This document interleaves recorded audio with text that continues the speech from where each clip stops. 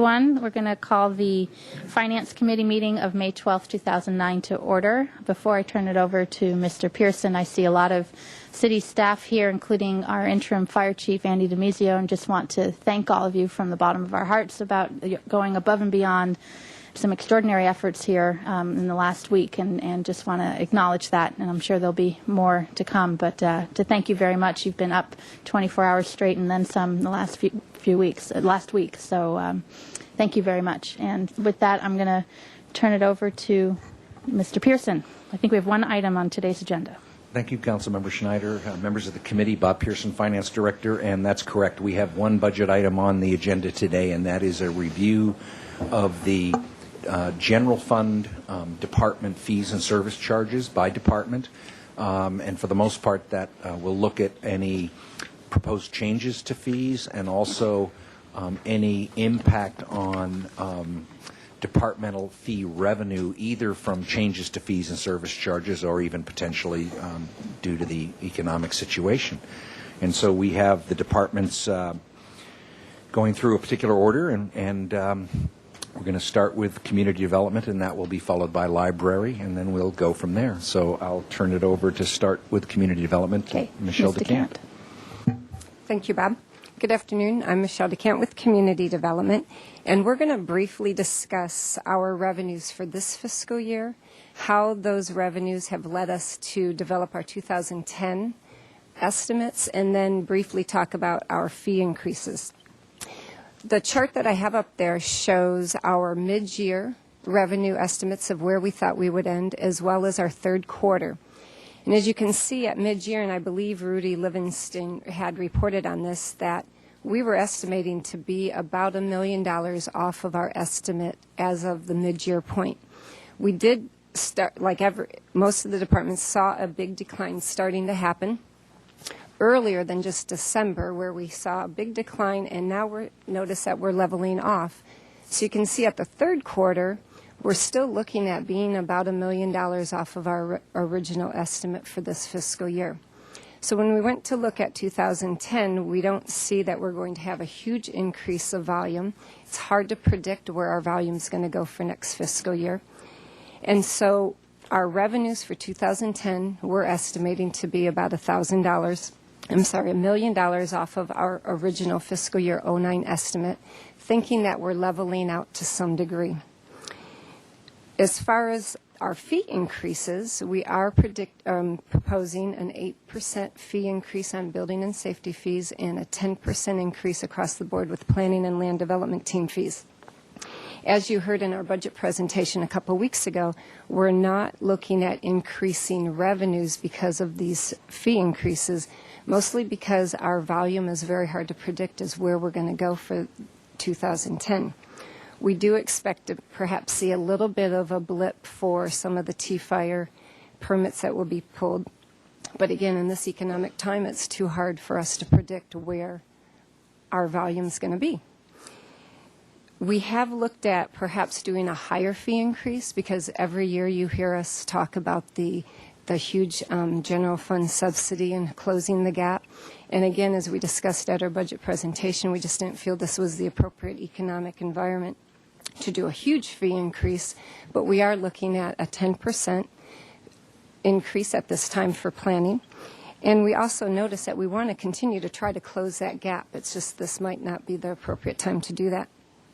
Also, we have reviewed our budget submittal with all the boards and commissions. Planning Commission will be this Thursday.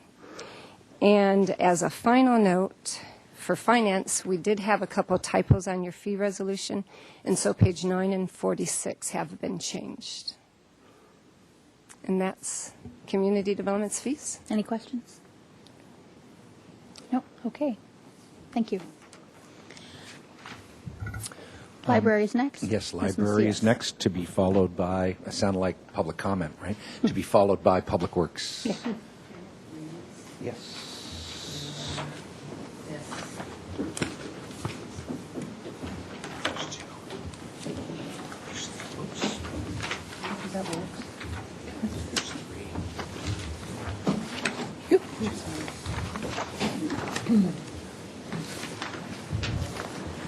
Thank you.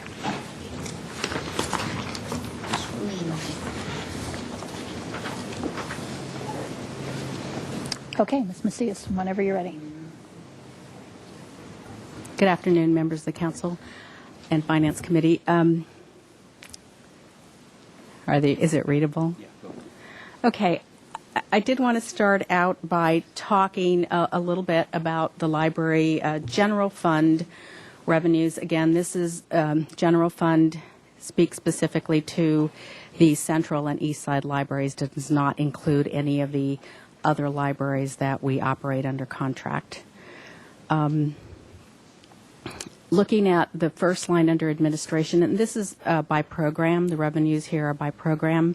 The library administration fees are projected to drop a little bit. This is because of a change in population for the county.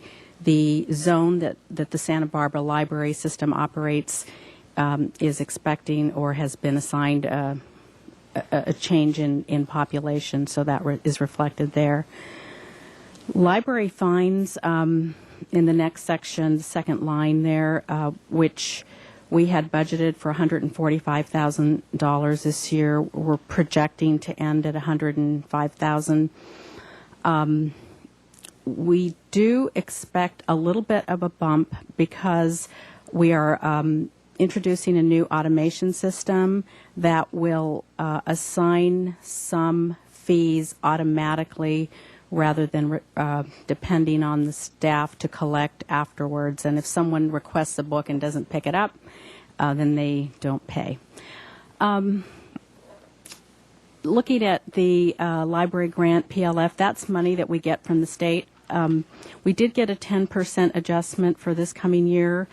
That money is really very vulnerable in terms of whether the state decides to continue that, or it has dropped probably at least 50% in the last 6 or 7 years. Then looking at book replacement fees, we think people will continue to lose their books at the same rate. Hopefully they'll pay for them. So that's pretty much what I wanted. Well, actually, library patron copies, if you see that huge drop there, that really reflects a previous accounting error that we had corrected, where some of the revenues from other branches had been included there. So that's just correcting a previous mistake. Okay. On to the next. So in terms of the department total, that's about a $289,000 drop that we expect in revenues, and even just a little bit below what we're projecting for the end of the year this year. Any questions? Okay. All right.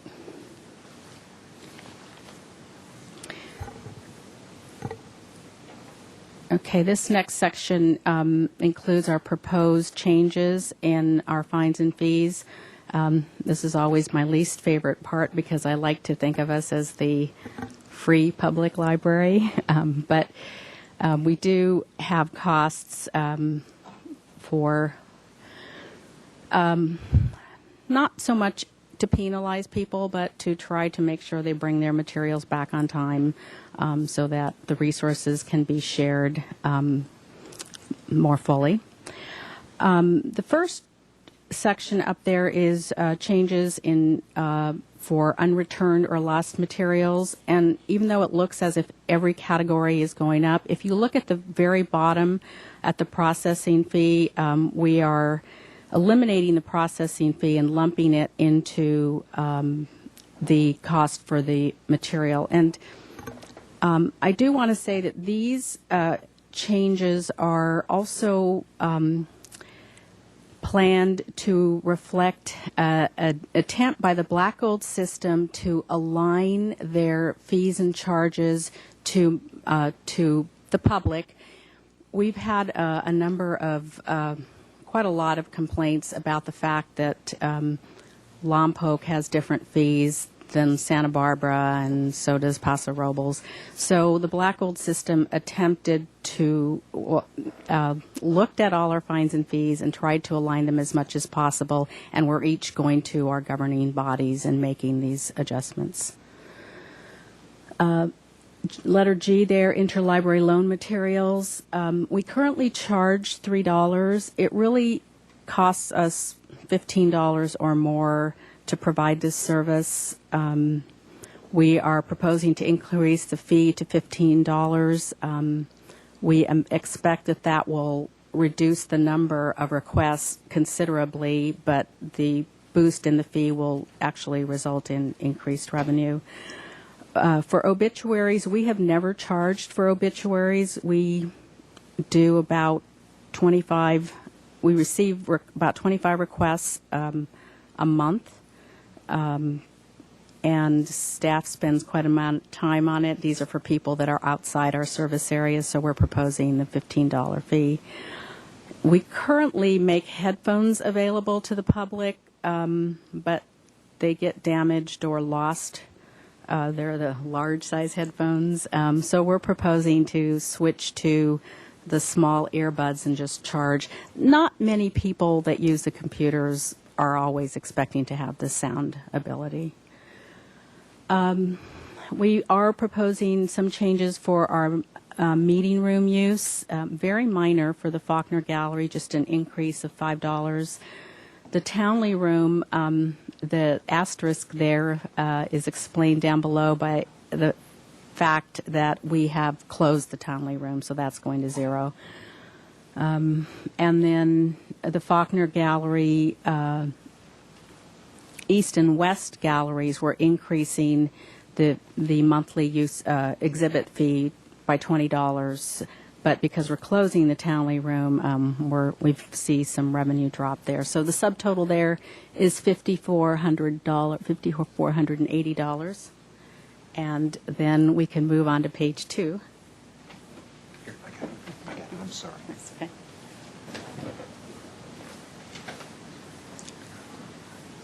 And these changes also are in alignment with the Black Gold system.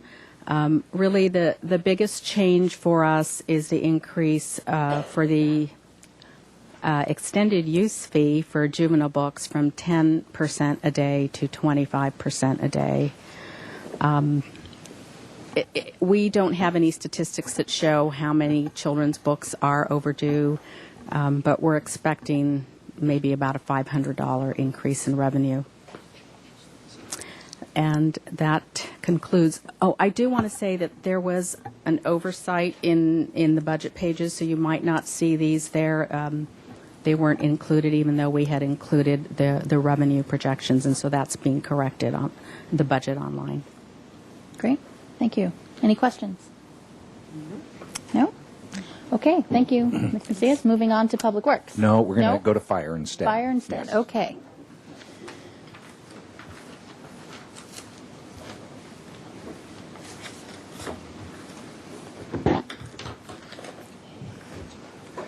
Mr. Ramsdale. Good Madam afternoon. Chair and members of the Finance Committee, I'm Pete Ramsdell, the Administrative Services Manager for the Fire Department.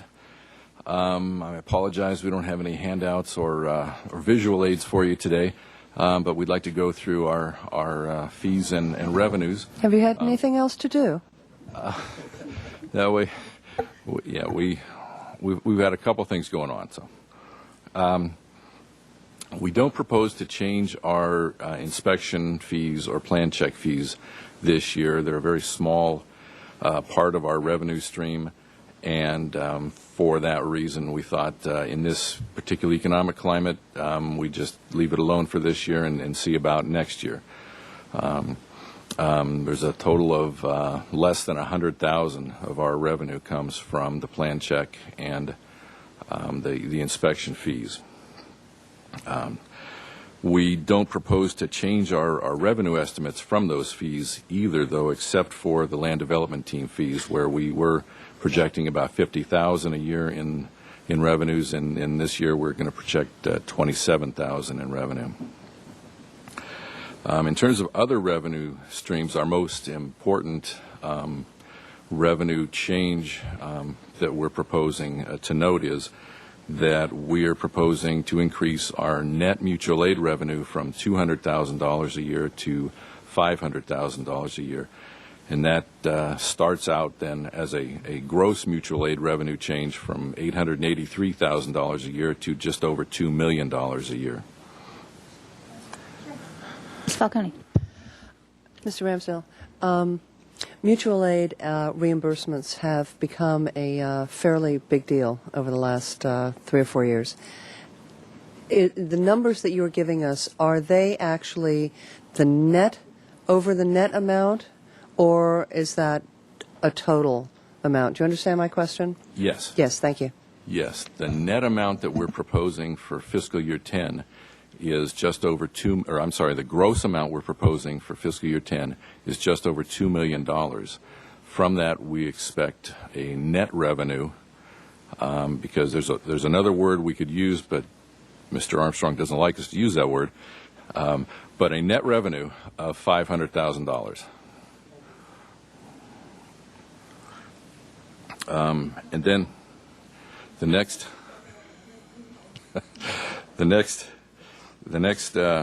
largest revenue we receive is from the airport fund, and the airport fund fully pays for the station out at the airport, for the staffing there, for the equipment there, and also for just over 10% of the operations management staff that supervises those people. And that's about $1.7 million, and that's just a few $1,000s over current year status quo. So there's very little change there. Other than that, the only other revenue change we're proposing is for the Wildland Fire Benefit Assessment District. We have overshot our revenue estimates in the past couple of years based on higher than anticipated or lower than anticipated growth, higher than anticipated revenues. This year we've ratcheted that down. We went from $232,000 to about $215,000. It doesn't affect us really year to year because we know how much we can spend, and we just don't spend any more than we take in. And one of the things we did this year also that affected, and again, because we know how much we're going to take in, we only spend that much, we have proposed to return the T-Fire victims benefit assessments. So that will be going on. That should have, I think, happened last week, but we were a little busy last week, so I think it'll be happening next week. And that concludes the presentation. If you have any questions, I'd be happy to answer any questions. Questions? Yes, Mayor Bloom. The T-Fire reimbursement, giving back, I know, how much is that going to be? Do we know? It's about $10,000. Okay, so it's not a significant amount. Okay, and we'll probably do the same in the Jesucita fire, but there are only a few properties. There weren't very many in the Yeah. Jesucita fire. The reason why we feel it's all right for us to do this also is because we use that money primarily for fuel modification projects. Right. And in fact, one of the few benefits of that fire was that it modified a lot of fuel. Yes, it did. That's an understatement, but thank you. So, Thank you. So we got our money's worth from that perspective. From that perspective, right. Thank you. Okay, thank you very much, Mr. Ramsdale. You're welcome. Now, Public Works. Public Works.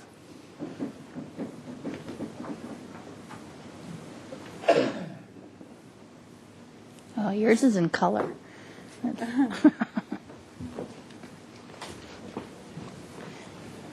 Good afternoon, Madam Chair, members of the Finance Committee. I'm Bill McTomney. I'm the Public Works Administrative Officer and handle the finances. I wasn't here last week when you had the Public Works presentation, so I may repeat a couple of things, but let me go on. You can see on the right-hand side there the 2009-2010 FY10 revised proposal. The bottom line is $5,195,000 about total revenues. And you can see the preponderance of that is in the engineering work orders.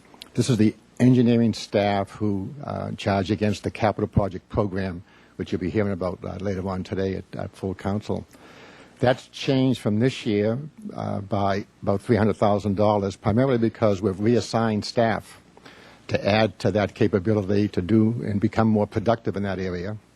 And that's an estimate based upon the actual through this year, which is running above our estimate, and we expect that to be attained. As far as the $777,000, which is totals from the real property land management down through the outdoor dining fees, this is included within our Public Works fee resolution, which has been ongoing for a number of years. Within that resolution, for next fiscal year, FY10, we increased it across the board by about 3%. However, overall, that total of $777,000 is a reduction of about $80,000 in our total estimated revenue, because that fee, of course, is based upon the level of activity in personnel coming in. The biggest reduction is probably in the LDT fees, which we share with community development and the activity we have there. The biggest increase in the street permit activity is primarily because there's a tremendous amount of involvement of people who are in our right-of-way, and they have to pay for the use of that. But again, that total of $777 is reduced from our estimate of this year. However, the fee resolution itself was only increased by 3% across the board, which primarily covers the additional labor cost. And again, that total of 5.1 is a little higher than last year, primarily based upon our engineering work orders. Questions? Any questions? Nope. Okay. No questions. Thanks. Thank you. I think we're going to bring Parks and Rec up here, and we have to switch between the visualizer and the PowerPoint, so Judith will handle that. Okay. While I point out that I think you're seeing a trend here, which is that for the most part, the departmental fees and service charges are being increased by, with some notable exceptions, but primarily by, a 2 to 3% adjustment, which is something we try to do annually to keep up with cost increases. I think the notable exception was community development, where they are increasing them a little bit more than that, but even in spite of the proposed fee increases, the revenue impacts of those proposed fee increases are really not material because of the impact of the economy on our revenues, both departmental and, as we well know, non-departmental, the tax revenues. So we're seeing pretty much stable revenue projections for the departmental revenues for next year, in spite of the fact that for the most part, departments are proposing 2 to 3% fee increases. Great segue. Okay. Parks and Rec, Ms. Cook. Madam Chair, members of the Finance Committee, my name is Judith McCaffrey, and I'm here to talk about general fund revenues for the Parks and Recreation Department. This shows our 3 divisions of the Parks and Recreation General Fund: Parks, Recreation, and Administration. We do see in our revenue in FY10 an increase of 21.8% increase in parks. That's approximately $287,000. The majority of that comes from additional funding we'll be receiving from downtown parking for the DO contract, and minor increases in the UUT and in street sweeping. We're also projecting a 3.2% increase in revenue and recreation. We have many new programs. We're projecting increased participation in a number of our existing programs, and seeing a trend for increased park rentals. And in administration, we see an increase of 32.5%, which is basically $20,000 that'll be coming in for a project management team. We've reduced our general fund subsidy by 15% for an overall reduction of 8.4%. This slide shows where our revenue comes from, our sources of revenue. On the upper right-hand corner, we have our contract services, which is approximately $1.6 million. That includes service of the waterfront parking lots, Sheffield maintenance, downtown organization contract, and then our program fees, $1.4 million. That's for our camps and our programs, our facility rental, or our programs, camps, and activities. Then we have our park and facility rentals, which is $1.2 million, and our leases, which is 8%, or $390,000, which includes our East Beach Grill contract and community center leases. I know you all received a copy of our fees and charges in your packet, and I just briefly wanted to say a few words. We have 260 program and facility fees, and they are priced competitively in the market. Each year, our staff do research on our competition, and we update or keep our fees consistent as the market shows us. Most of our fees in FY10 will be unchanged. 17 fees will increase from 1 to 10%, and 20 of our fees will increase greater than 10%. We do have some new fees. This year we've seen a great trend in commercial activities in our parks, mainly fitness boot camps and other classes and activities, and we've seen a great increase in park rentals, so we're projecting a $45,000 increase there. And also, as we mentioned our presentation to council, we have some monthly parking permits at the Davis Center, which should net us $40,000. Before you go, it's the new fee is not $40,000. That's the total amount in a year. That's the total amount. So the new fee would be how much for a monthly parking It's permit? $140 a month. Yeah. For any use in that parking lot at any time. No? Can you describe what It's that a is? small number of spaces that were created when the Granada Garage was built. So I'd have to look through my notes here to Just tell you 'cause this is exactly new, how I many. think it would be good to get the information out.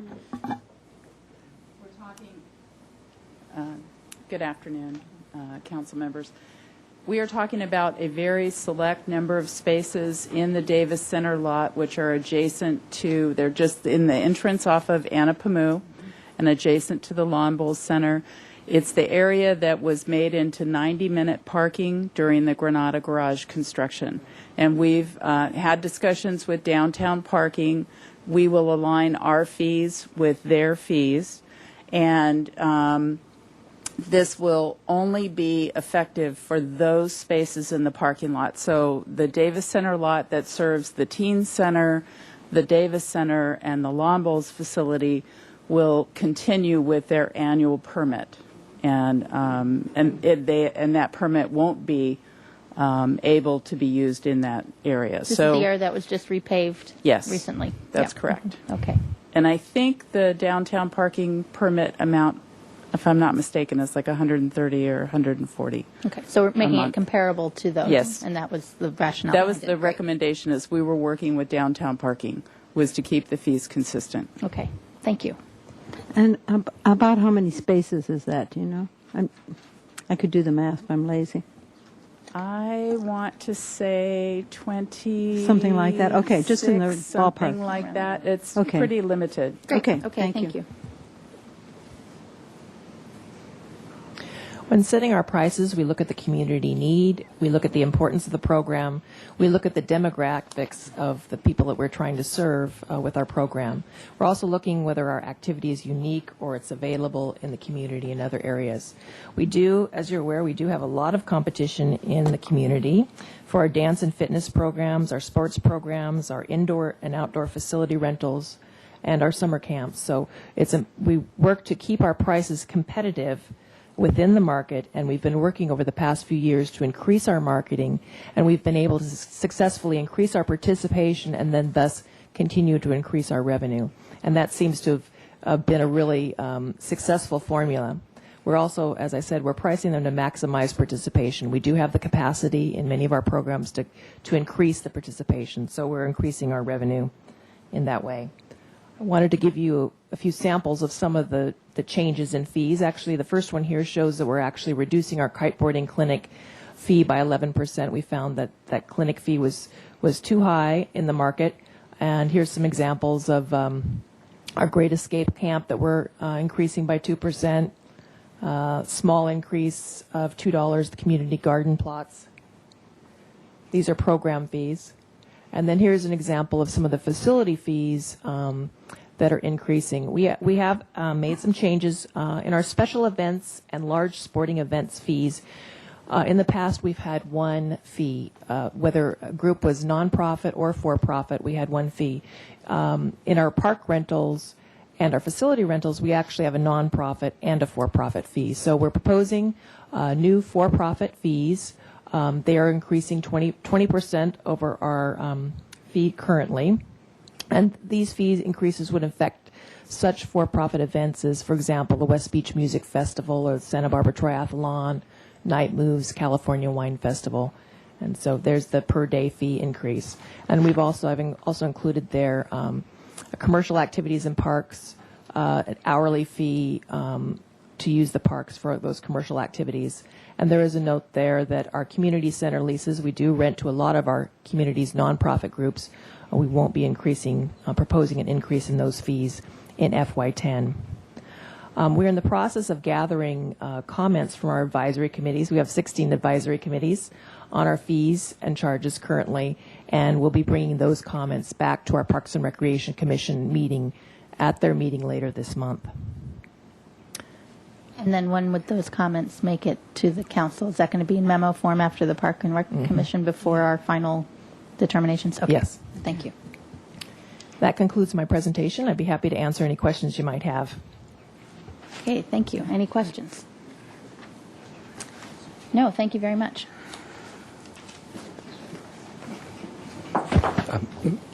Mr. Pearson. Madam Chair, members of the committee, we have two departments left. One is the police department, and we're going to ask with your for your indulgence in holding that over till next week, and we'll do that with the enterprise funds. There'll be plenty of time, as I think you can already see. And that leaves us with one department left today, and that's the finance department. And I will ask Mr. Samario come up and talk about our fee. Thank you, Mr. Samario. Thank you, Your Madam one fee. Chair, members of the committee. This is going to take an hour and a half, right? No. It might. As Mr. Pearson indicated, we don't have any fees, have never had any fees in our department, but we are proposing one new fee for next year, and it's a late penalty fee on delinquent utility accounts. As you know, we are responsible for the mailing and the billings of all utility accounts, water, wastewater, and trash, and we issue about 30,000 of those each month. And we have never had any kind of a penalty or anything to discourage folks to pay on time. We give folks 20 days to pay their bill, and before we send out a delinquency notice, and we issue about 24,000 of those per year, so quite a number, 2,000 per month, and then we give them effectively another 20 days before we would shut them off. So they have almost 40 days before their water would be turned off for non-payment. So we're proposing a flat amount of $5 per delinquency on any delinquent account beyond the date that they would receive that delinquency notice.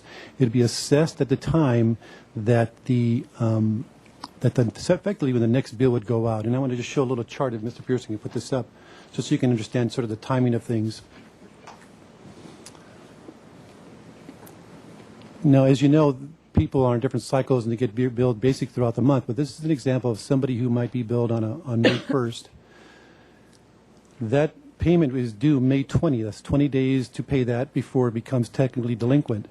And so on May 20th, if the payment isn't made by then, we actually give them another 10 days before we actually send out basically what's called a shut-off notice or delinquency notice.